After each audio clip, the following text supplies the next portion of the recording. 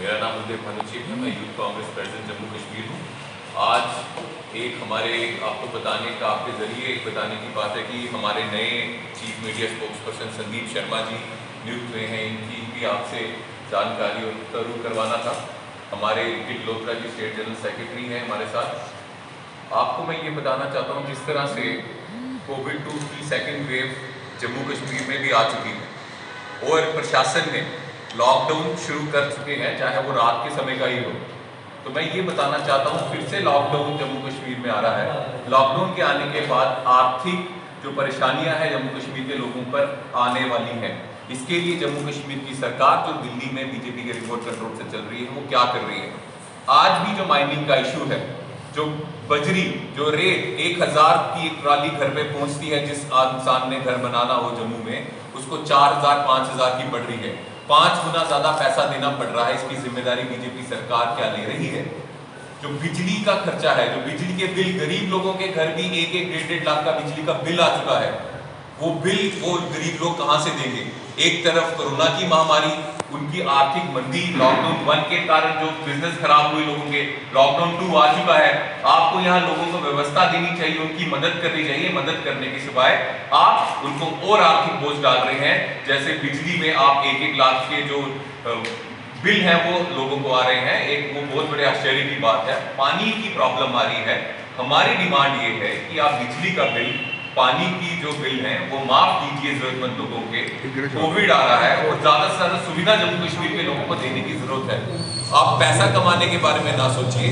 हम सब जानते हैं जो 1000 की जो रेट है वो 5000 में जो पहुंच रही है, जो 4000 का स्लैब है वो 4000 किस में बट रहा है।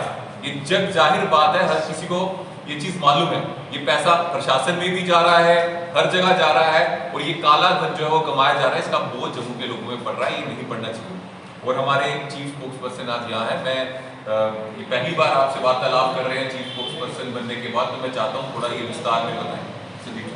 नमस्कार साथियों, मेरे सारे पत्रकार भाइयों से सबका बहुत बहुत धन्यवाद। आज पहली बार मैं आपसे रूबरू हुआ हूँ और आज का जो कोर इशू लेके हम यहाँ आए हुए हैं, हमारा माइनिंग, जो हमारी जम्मू कश्मीर में माइनिंग पॉलिसी जो सरकार लाई है, उसको देखते हुए बहुत ही चिंताजनक बात जो हमारे लोगों में बनी हुई है। क्योंकि कहीं ना कहीं सरकार ने जो रेट तय किए थे वो 250 रुपया प्रति सैकड़ा का रेट था, जिसको आज इसको ठेंगा दिखाते हुए जो माइनिंग माफिया है, जो हम फिल्मों में देखा करते थे, अब कहीं ना कहीं वो आज हमारे स्टेट में हकीकत साबित हो रही है। उसको वो 1000 से लेकर 1200 रुपये तक एंट रहे हैं, वो भी सरकार के प्रशासन के नाक के नीचे, उनके सामने। पुलिस प्रशासन हो या जिला एडमिनिस्ट्रेशन हो, तमाम जो हमारा एरिया आता है, जहाँ सारा से हमारा घर बनाने का सामान, रेत बजरी जो भी है, माइनिंग पूरे हमारे जो स्टेट में सप्लाई की जाती है, ना ही उनकी कोई सुनाई हो रही है। जो बेरोजगारी भी चरम सीमा पर है। इसके साथ जो टिप्पर ट्राली वाले जुड़े हुए हैं, जो ट्रैक्टर वाले जुड़े हुए हैं, जिन्होंने लोन ले रखा है बैंकों से, कोरोना की आगे ही उन पर बहुत बड़ी मार पड़ी हुई है, लेकिन ना ही उनको कोई पर्ची दी जाती है, ना वो कोई फार्म दिया जाता है और ऊंचे दामों पे उन लोगों को वो सामान दिया। जैसे अध्यक्ष जी ने बताया, जो हमारी रेत यहाँ हमें 1000 रुपये में मिलती थी, आज वही चीज़ हमें 3000 की लेनी पड़ रही है। तो ये बहुत बड़ा धोखा जम्मू कश्मीर वासियों के साथ हुआ है। और इलीगल माइनिंग हो, चाहे एक्साइज पॉलिसी हो, इनकी कोई भी पॉलिसी हो, युवा पॉलिसी हो, इन्होंने लोगों को बताया था कि जम्मू कश्मीर जब यूटी बनेगा तो आपके घर चांदी के बर्तन होंगे।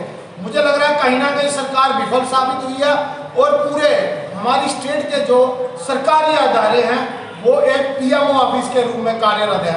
और दूसरा मैं बताना चाहता हूँ, सरकार ना ही यहाँ कोई इलेक्शन के, ना ही जो पावर की डिसेंट्रलाइजेशन करने की बात आई है, उससे कहीं ना कहीं कतराते हुए नजर आ रही है।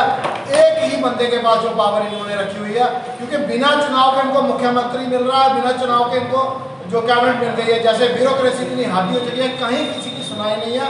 तो आज आपके समक्ष जो हमने रखा है कि माइनिंग, इलीगल माइनिंग माफिया जो जम्मू कश्मीर में किसी हद तक घुस चुका है, अब पूरा तहस नहस करने को जम्मू कश्मीर को बेताब हो चुका है। चाहे वो कोई भी पॉलिसी ले लो, सरकार ने ये आम लोगों के खिलाफ, व्यापारी वर्ग इतना परेशान है, कोई किसी की सुनवाई नहीं है। युवा कांग्रेस हमेशा अपने नौजवानों के लिए, व्यापारियों के लिए, अपने साथियों के लिए लड़ती रहेगी।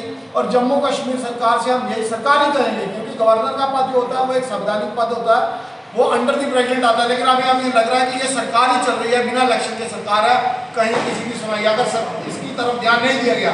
अगर माइनिंग माफिया को कंट्रोल नहीं किया गया तो बहुत बड़ा एक आंदोलन शुरू होगा और लोग आंदोलन कर भी रहे हैं लेकिन कहीं कोई सुनाई नहीं है। तो बहुत चिंता का विषय है साथियों। आपके माध्यम से फिर चेताना चाहते हैं, ये नकम्मी सरकार है जो लोगों के हितों के बारे में ना सोचकर सिर्फ अपना रेवेन्यू जनरेट करने अपने आप के लिए जो सोच रही है, बहुत ही चिंता का विषय है। इसी के साथ मैं इसको समाप्त करना चाहता हूँ। धन्यवाद।